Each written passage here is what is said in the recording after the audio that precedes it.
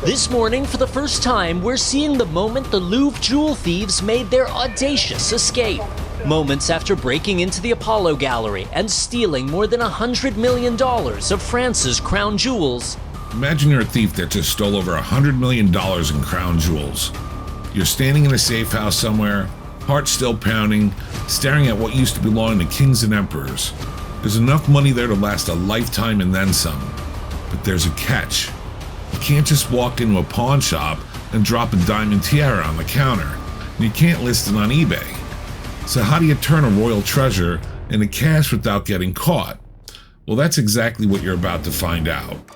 Tonight, we're going to uncover how the black market pipeline that sells pieces of history really works, and the underground process that turns a king's crown into a king's ransom. Welcome to Project Strangeville.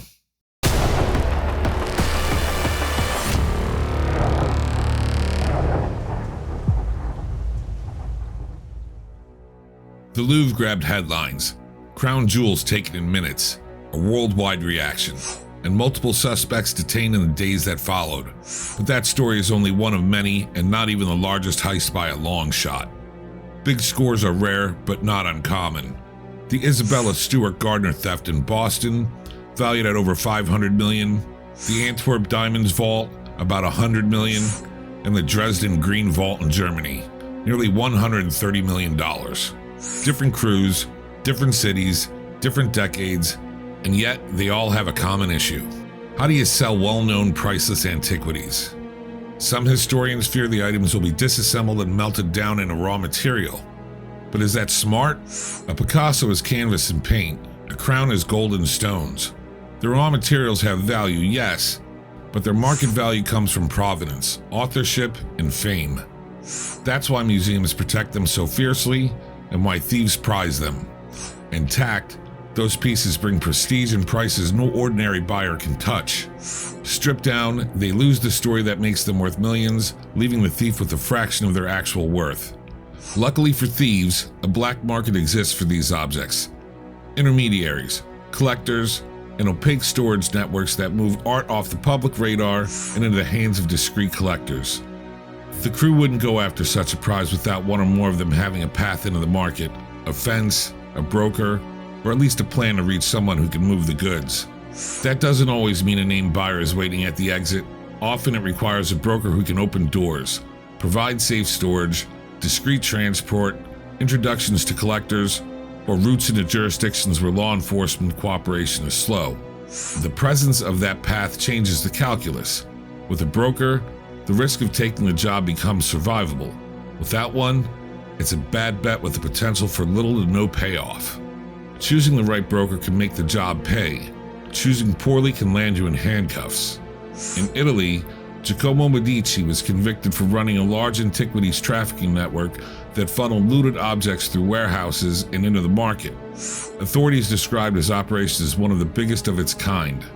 And in more recent years, investigators pursued millions tied to Douglas Latchford's estate after evidence linked him to the international trade in looted Southeast Asian antiquities.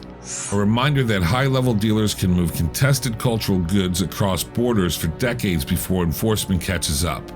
For the countries these artifacts come from, each sale wasn't just a crime, it was another piece of their history disappearing overseas.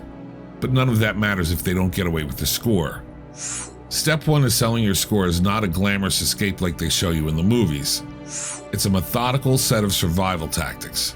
The crew's priority is distance and disassociation. Move the items far enough and fast enough to reduce immediate exposure. Break the haul into parts and distribute it across multiple secure locations. Cut communications, abandon identifiable vehicles, and avoid repeatable patterns.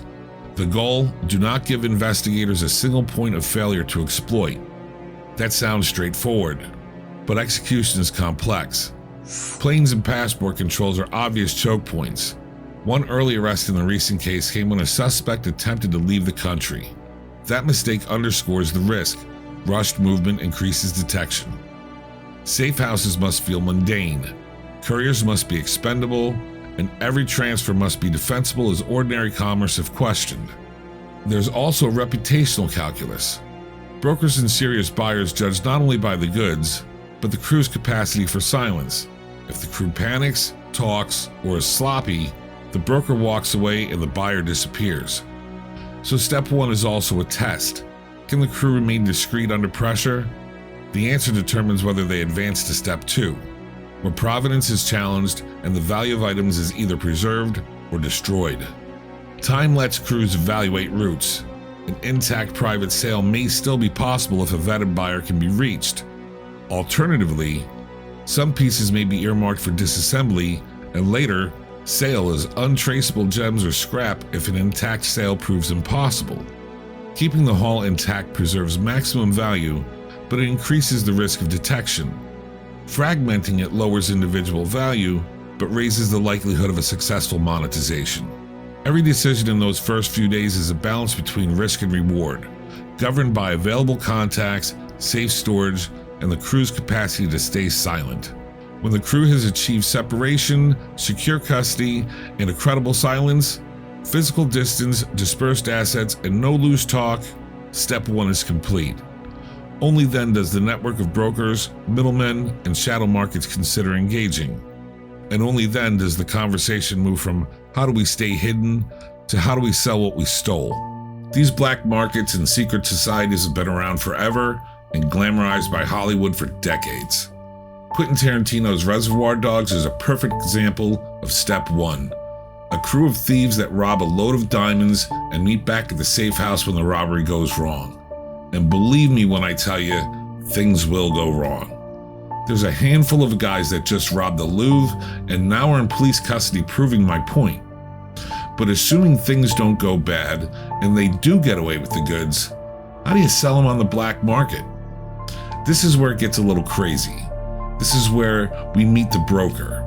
But before we do that, if you're a fan of true crime, paranormal, and supernatural stories, please hit that like and subscribe. It really means a lot. Once the crew clears the getaway, their part is done. From here, everything depends on the broker. He's the link between theft and profit, the one who can turn stolen treasure into a marketable asset. The first decision is simple. Can the piece be sold intact, or does it need a new identity?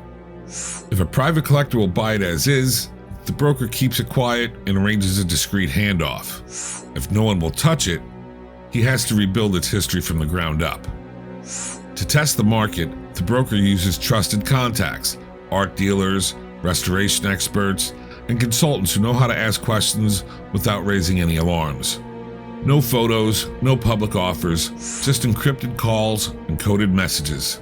Before any sale can happen, the item has to look legitimate on paper. That's where the shell company game begins. A shell company is a legal business in name only. It has a registration number, maybe even a website, but no staff or office. The broker controls several of them, often in different countries. Company A sells the crown to Company B. Company B loans it to Company C for restoration. Each step generates invoices, shipping manifests, and ownership papers that appear normal. By the time the object lands in the final company's inventory, it shows a paper trail of private transaction going back years. If authorities trace one company, the path stops at the registry office in another jurisdiction. This method isn't theory, it's been proven in court. In the 1990s, Italian art dealer Giacomo Medici ran one of the largest antiquities trafficking operations ever uncovered. He used warehouses in the Geneva Freeport to store looted artifacts and create fake bills of sale showing transfers between invented owners. When investigators finally raided his storage rooms, they found thousands of Polaroids of artifacts still covered in soil, evidence that the paperwork was a fabrication. Those images tied the pieces directly to illegal digs and led to convictions that rippled through the museum world, including returns of objects from the Getty Museum. Even legitimate-looking networks use the same gray areas. Swiss dealer Yves Bouvier, sometimes called the Freeport King, built a fortune by operating within that same infrastructure. He legally stored and traded billions in artwork through Freeports in Geneva, Luxembourg, and Singapore. When disputes with collectors exposed his practices, investigators discovered that Freeports allowed art to sit indefinitely, untaxed, unseen, and largely unregulated. No one claimed the system was illegal. It simply existed in a space where ownership was easy to hide. That's why Freeports became the broker's perfect hiding place. Their private warehouse is located near airports, exempt from customs duties and public reporting. Inside, temperature-controlled vaults hold everything from gold bars to Renaissance paintings. The broker rents a room under one of his shell companies, crates the crown, assigns it a neutral inventory, and labels it antique metalwork awaiting transfer. On paper, it's business as usual. In reality, it's a vault of stolen history.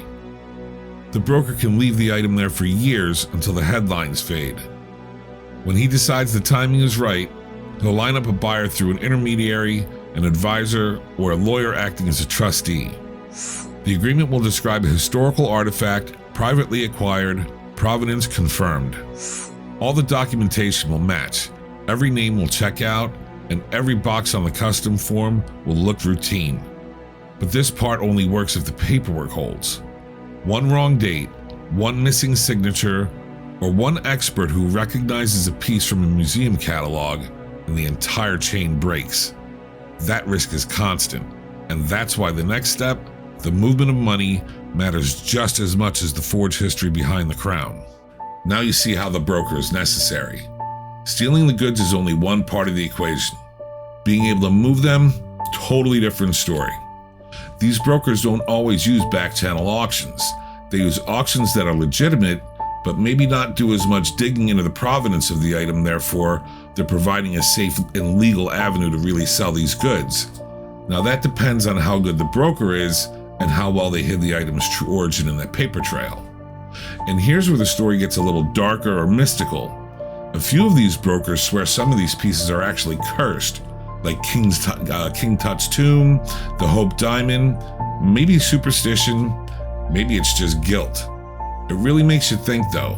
If you've ever purchased jewelry from an auction, there's a chance you may have purchased a stolen item that's been altered to hide its origin, and you never even know it. But with today's advancements in cyber tech, it's easier and at the same time harder than ever to move money without leaving an incriminating trail. Next, you're going to meet a few dealers, real-life dealers and brokers that got caught by the same paper trails. Once the paperwork is complete and the sale agreement is signed, the next challenge begins, moving the money. Getting paid without drawing attention is harder than stealing the crown itself. In legitimate business, payment is simple. In this world, it's a maze of accounts designed to make the transaction look ordinary. The buyer transfers funds to a holding company in one country. That company issues a payment to another company for consulting services. Then it moves again, maybe through 2 or 3 more intermediaries before landing in an account controlled by the broker. Each hop looks legal. Each hop makes tracing the money slower and harder. Think of it like a shell game. Every move hides the P a little bit better. Investigators call this layering. It's the same principle used in corporate tax avoidance, just pointed at hiding a crime. Every transfer, every invoice, every jurisdiction adds one more wall between the theft and the payout. It's like washing a blood-stained shirt through 10 laundromats. It looks clean, but you know what's underneath. That process has appeared in dozens of real cases. One of the best-known examples is Douglas Latchford, a British art dealer accused of trafficking Cambodian antiquities looted during the country's civil war. According to U.S. court filings, Latchford used offshore accounts and shell companies in places like Jersey and Singapore to sell stolen artifacts to Western museums and collectors. Invoices describe the transactions as private acquisitions, and the money moved as restoration fees and export costs. For decades, it worked. Many of the Khmer statues he sold have since been returned to Cambodia, and the case became a landmark in the fight against antiquities laundering. For brokers, that kind of exposure is the ultimate failure. It doesn't just end the business, it destroys their credibility with clients and can land them in jail. That's why most avoid keeping large balances or staying tied to one account for too long. They invest instead. Luxury real estate, art, and private trusts are common shelters. Money becomes assets that can be sold later without obvious connections to the crime. But even the most careful operations can fall apart. The Dresden Green Vault heist in Germany showed both sides of that equation. In 2019, thieves stole more than 120 million euros in royal jewels from the historic museum in under 5 minutes. The crew was eventually caught, but the jewels were never recovered. Investigators believe many pieces were recut, removing unique features that made them identifiable. Each stone could be sold independently, legally, and quietly. No paperwork needed, just the new shapes and the new names. Other cases show how the trail can vanish completely. The Isabella Stewart Gardner Museum theft in Boston remains one of the largest unsolved art crimes in history. 13 works of art valued at over $500 million disappeared in 1990. None have been found to this day. Experts believe at least some were traded privately or used as collateral in other criminal ventures. Decades later, the FBI still tracks rumors, but nothing concrete has surfaced. If those pieces were moved through the same type of networks used by brokers today, they may never be seen again. Each of those cases shows the same pattern. It isn't about a single loophole, it's about scale, timing, and bureaucracy. Banks, customs offices, and legal systems don't move as fast as the people that are exploiting them. The paperwork looks real, the payments look routine. By the time a pattern emerges, the assets are gone, the money has moved, and the people behind it have vanished into another layer of companies. For investigators, every recovery is a mix of persistence and luck. A single misclassified invoice, a warehouse audit, or a photograph in a catalog can reopen a trail years later. That's how Medici was caught, how Latchford was exposed, and why many believe the Gardner pieces will surface one day. These crimes rarely disappear. They just go quiet until someone stumbles across the thread that unravels the story. For now, the crown has vanished into paperwork, vaults, and balance sheets. Its history rewritten, its value preserved, and its ownership hidden. But no matter how perfect the cover, every transaction leaves a trace, and eventually, someone starts following the money. Don't you wonder who's buying these things? I guess you could ask another question too. Why would someone buy a piece of history knowing that they couldn't share it with the rest of the world? I mean, why would you spend millions of dollars on something and lock it up in a warehouse where nobody's ever going to see it? I don't get that. It makes no sense to me. Now, before we close this out, if you got something from this video, please hit that like and subscribe. I really appreciate it, and it helps me to continue to bring new content. Now, we just watched how a crown can go from a museum case to a private vault without anyone outside that little world ever seeing it again. Today, some museums are experimenting with blockchain-based provenance. It's a digital record that can't be faked. It's a modern fix for a centuries-old problem. Maybe it'll help, maybe it won't. Remember, every form, every invoice, every shell company are all created by someone who decided the risk was worth the payoff. That's the engine behind this trade. People who value secrecy and ownership over history. So what do we do with that? We either accept that the pieces of our past can be bought and buried forever, or we push for better tracking, tougher enforcement, and transparency that actually works. Either way, the crown's gone for now, and maybe forever. Its story will be rewritten, and someone, somewhere, will put a different name on it and call it theirs. Only time will tell. Thanks for watching. This is Project Strangeville.